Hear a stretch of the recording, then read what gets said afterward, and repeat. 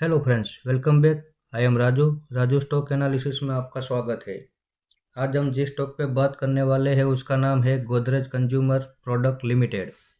वैसे तो गोदरेज ग्रुप बहुत बेहतरीन ग्रुप है, ठीक उसी तरह उसकी ये कंपनी भी बहुत बेहतरीन है। जैसे कि आप चार्ट में देख रहे हो कि 1540 का हाई लगा के हाल ही में इसने 1100 का लो लगाया। कल हम इसे लाइव भाव पे बाय करेंगे। इसमें हमारा दूसरा सपोर्ट 930 का रहेगा और तीसरा सपोर्ट 700 रुपये पे। हम इन तीनों सपोर्ट पे इन्वेस्टमेंट करेंगे।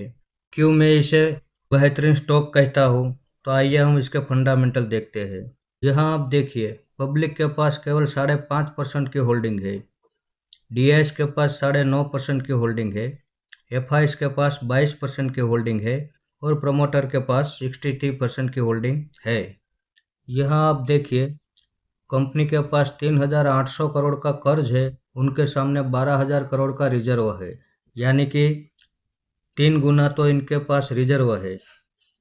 ईयर ऑन ईयर भी इनका प्रॉफिट अच्छा खासा आ रहा है, साथ में ये हमें डिविडेंड भी दे रही है। हाँ, इस साल थोड़ा लॉस आया है, तभी तो स्टॉक गिरावट पे हमें मिल रहा है। उसके साथ देखिए, क्वार्टर इन क्वार्टर भी इनका प्रॉफिट अच्छा खासा आ रहा है।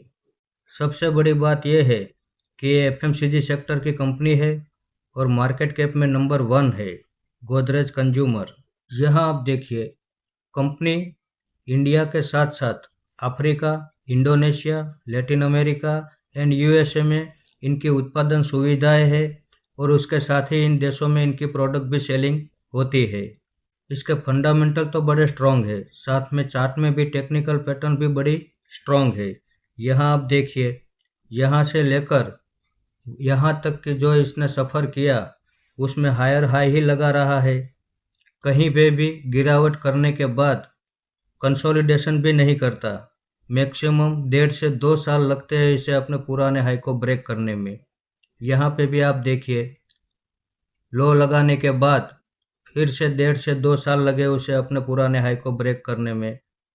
अब हम इसे 1100 के इन्वेस्टमेंट करते हैं और 1540 के ऑल टाइम हाई तक होल्डिंग रखते हैं, तो हमारा प्रॉफिट यहाँ 40% जितना तो कैलकुलेशन में अभी बैठ जाता है।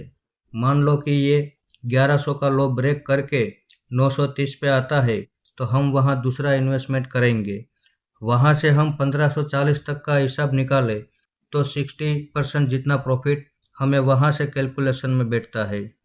हो सकता है कि ये तीसरा सपोर्ट 700 रुपये तक भी गिरावट कर दे, तो कोई बात नहीं।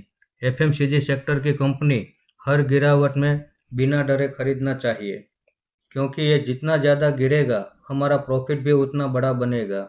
और इसके चार्ट में जो टेक्निकल पैटर्न चल रही है, उस हिसाब से ये जितना भी गिरे हम बाय करते जाएंगे, क्योंकि जब भी ये चलना शुरू करेगा मैक्सिमम 1.5 से 2 साल ही लगेगा अपने पुराने हाई को ब्रेक करने में।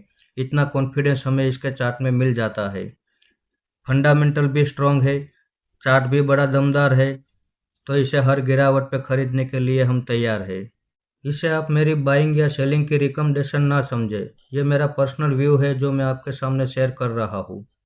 ऐसे ही अच्छे अच्छे टेक्निकल और फंडामेंटल वाले स्टॉक मैं आपके सामने लाता रहूँगा। आपने यहाँ तक मेरा वीडियो देखा, इसके लिए आपका बहुत बहुत धन्यवाद।